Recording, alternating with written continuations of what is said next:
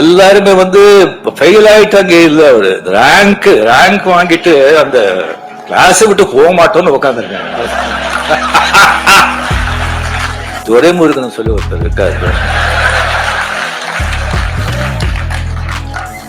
கலைஞர் கண்ணிலேயே மருளிட்டு ஆட்டினவர் அவரு. Stalin sir, hats of.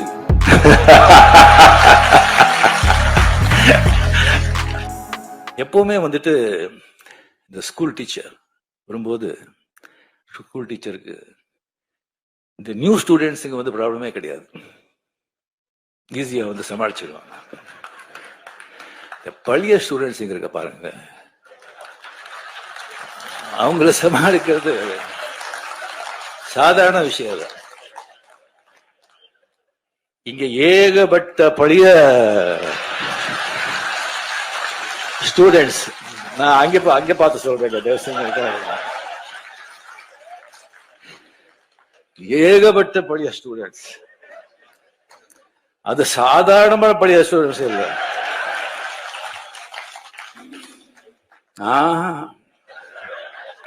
அசாத்தியமானவங்க.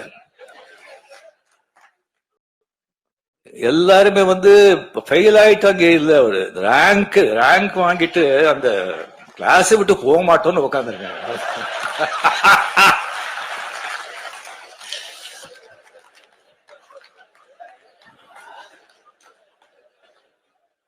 கலைஞரோட வந்து தம்பி சின்ன வயசுல இருந்து பார்த்து இதுக்கு இருக்கிறவங்க வந்து அவங்களை எல்லாம் சமாளிக்கிறது சாதாரண ஒருத்தர் வேண்டாங்க. துரைமுருகன் சொல்லி ஒருத்தர் இருக்காரு. கலைஞர் கண்ணிலேயே மருளிட்டு ஆட்டினவர் அவரு.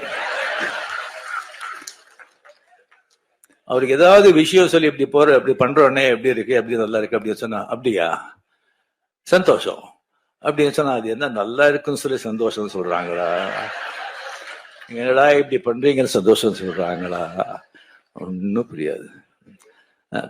Stalin sir, hats off to you.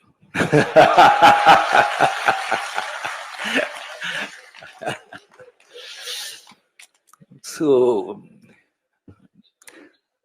இந்த புத்தகத்தை, இந்த அருமையான ஒரு புத்தகத்தை வந்து அவர் வந்து வெளியிடுறது வந்து மிக மிக சந்தோஷம். அது வந்து அவர் கையால வந்து இந்த அருமையான புத்தகத்தை நான் வந்து வாங்குறதுல நான் பெருமைப்படுறேன். இந்த விழாவின் உண்மையான நாயகர் ஏவா வேலு அவர்கள். எனக்கு வந்து அவ்வளவு ஜாஸ்தி அவரை பத்தி வந்து தெரியாதுங்க. எனக்கு வந்து பிகாஸ் அந்த கலைஞர் கூட ஜாஸ்தி ரொம்ப பழக்கம் இருக்கிறதுனால எனக்கு வந்து மதிப்புரிய வீராசாமி அவர்கள், துரைமுருகன் அவர்கள், டி.ஆர். பாலு அவர்கள், முரசலிமான் அவர்கள், அந்த மாதிரி நான் பழகி மற்றவங்க கிட்ட வந்து அவ்வளவு வந்து அவ்வளவு பழக்கம் இல்லை, அவ்வளவு எனக்கு வந்து தெரியல. ஸோ விவரமா திங் தெரியல. அதுக்கு வந்து எப்போ வந்து திருவண்ணாமலையில வந்துட்டு நம்ம வந்து லால் சலாம் அந்த ஷூட்டிங் இருக்க வந்து ஒரு 3 வாட்டி அங்கே நாங்கள் போயிருந்தேன். அங்கே போகும்போது அவருடைய அந்த காலேஜ் கெஸ்ட் ஹவுஸ்ல கலைஞர்களை தங்குறதுக்காக ஒரு ஸ்வீட் கட்டிருக்காங்க. சிஎம் போனா கூட அங்கேதான் தங்குவாங்க. அந்த ஸ்வீட் தான் எனக்கு வந்து கொடுத்தாங்க. அங்கே கொடுத்து எனக்கு வந்து எப்படி பார்த்துக்கிட்டாங்கன்னு சொன்னா, ஒரு சொந்த புள்ள அந்த மாதிரி ஒரு அன்பா அவருடைய பையனையே அங்கே வச்சுட்டு கம்ப்ளீட் அந்த காலேஜ் வந்து காலேஜ்ல எப்படி இருக்குன்னு சொன்னா, மை காட், நீங்க யாரும் பார்க்கணும். அவ்வளோ வந்து ஒரு கிளீன், நீட், ஒரு கம்ப்ளீட்டா ஒரு டிசிப்ளின். அத்தனை ஸ்டூடெண்ட்ஸ் இருப்பாங்க, ஒரு சத்தம் இருக்காது.